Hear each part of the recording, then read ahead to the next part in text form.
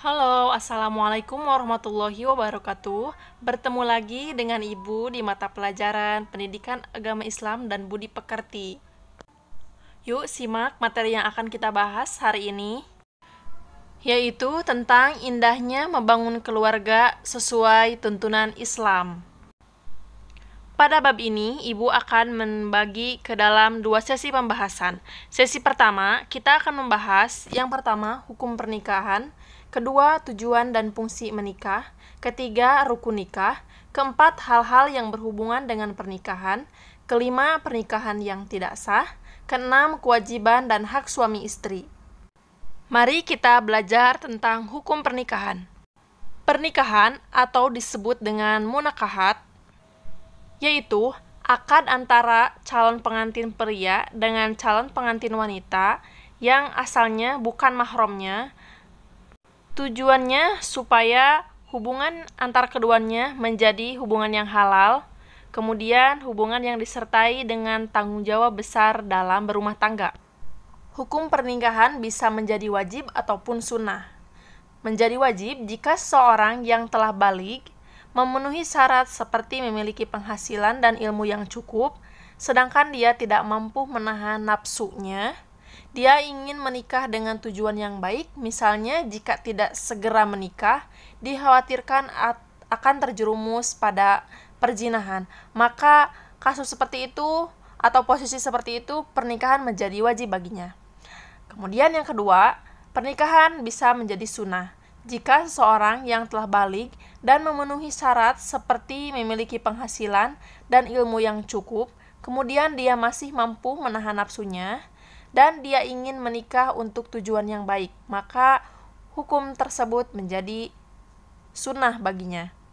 Bagaimana jika kondisinya menjadi terbalik? Dia sudah baligh, tetapi dia belum memenuhi secara finansial, maka Rasulullah SAW menganjurkan untuk dia berpuasa agar bisa menahan nafsunya. Adapun hukum pernikahan lainnya, pernikahan tersebut bisa dikatakan makruh dan bisa juga dikatakan haram apabila dikatakan makruh jika seseorang yang sudah baligh tetapi belum memenuhi syarat seperti memiliki pekerjaan dan ilmu yang cukup, tetapi keinginan menikah sudah tinggi, namun jika ia menikah akan menyengsarakan orang lain dan dirinya. Nah, itu bisa disebutkan dengan pernikahan menjadi makruh baginya. Kemudian, pernikahan bisa menjadi haram jika seseorang yang sudah baligh memiliki keinginan untuk menikah dengan tujuan yang buruk atau dengan niat yang tidak baik. Meskipun ia telah memiliki pekerjaan dan masih mampu menahan nafsu seksnya, dia tetap dikatakan haram karena niat menikah dengan tujuan yang tidak baik. Rukun nikah kebagi ke dalam 5 bagian. Yang pertama, adanya mempelai pria. Yang kedua, mempelai wanita. Yang ketiga, wali nikah. Yang keempat, 2 orang saksi. Dan yang kelima, ijab qabul. Ijab qabul terbagi 2, yaitu perkataan pihak wali perempuan yang biasanya dilakukan oleh seorang ayah. Apabila ayahnya sudah meninggal, maka diwakilkan oleh wali hakim atau saudara dari pihak perempuan. Kemudian ijab qabul yang kedua yaitu perkataan dari pihak laki-laki. Kemudian akad atau sigot yaitu perkataan dari pihak wali perempuan dan diterima oleh mempelai laki-laki. Hal-hal yang berhubungan dengan pernikahan, yang pertama mahram. Yang pertama, perempuan yang diharamkan untuk dinikahi. Jadi, tidak boleh menikahi seorang ibu, kemudian adik, atau kakak, atau saudara sepersusuan. Kemudian, mahar. Sejumlah harta yang wajib diberikan oleh seorang laki-laki kepada seorang perempuan yang hendak dinikahinya. Mahar boleh berupa apa saja, tergantung keridhaan dari pihak perempuan. Tentunya tidak boleh memberatkan pihak laki-laki. Kemudian, walimah, resepsi yang berlaku pada setiap undangan yang diselenggarakan karena peristiwa bahagia seperti pernikahan, khitanan, dan sebagainya. Walimah biasanya sering disebut atau lebih identik dengan pertemuan antara pihak laki-laki atau pihak keluarga laki-laki dengan pihak keluarga perempuan. Yang selanjutnya, pernikahan yang tidak sah, yaitu yang pertama, pernikahan mut'ah. Pernikahan mut'ah atau disebut pernikahan yang dibatasi untuk jangka waktu tertentu, baik sebentar ataupun lama. Pernikahan mut'ah ini, masyarakat kita menamakannya sebagai pernikahan kontrak.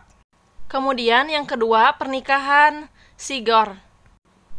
Yang kedua yaitu pernikahan sigor atau disebut dengan pernikahan dengan persyaratan barter tanpa pemberian mahar atau pertukaran wanita dengan wanita lainnya atau mempertukarkan istri. Nah, itu tidak boleh.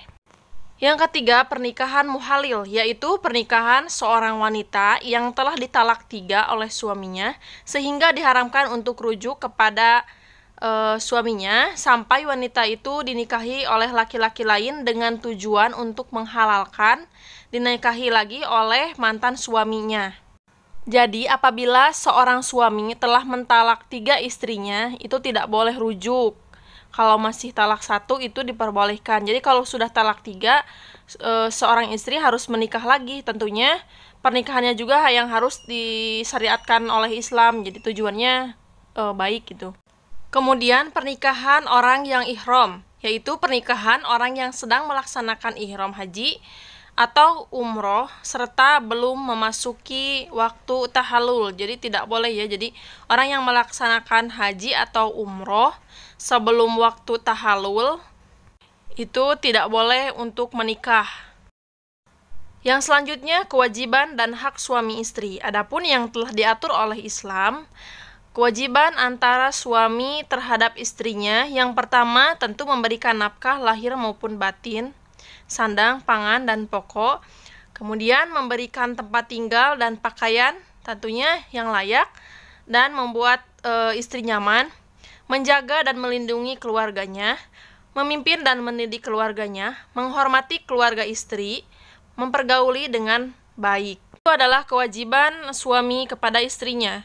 Adapun seorang perempuan juga memiliki kewajiban terhadap suaminya, yaitu taat dan patuh terhadap suami selama perintah suami tidak melanggar syariat agama. Jadi kita harus menuruti perintah dan taat kepada suami selama perintah dan taat kepada suami tersebut tidak melanggar dasar syariat agama. Kemudian mendampingi suami dengan setia, menjaga diri dan harta selama suami tidak berada di rumah, mendidik dan mengasuh anak dan mengatur rumah tangga, berlaku baik atau berlaku lemah lembut kepada suaminya. Itu saja materi yang bisa Ibu sampaikan pada kesempatan kali ini. Yang selanjutnya kita akan bahas di video berikutnya. Wassalamualaikum warahmatullahi wabarakatuh.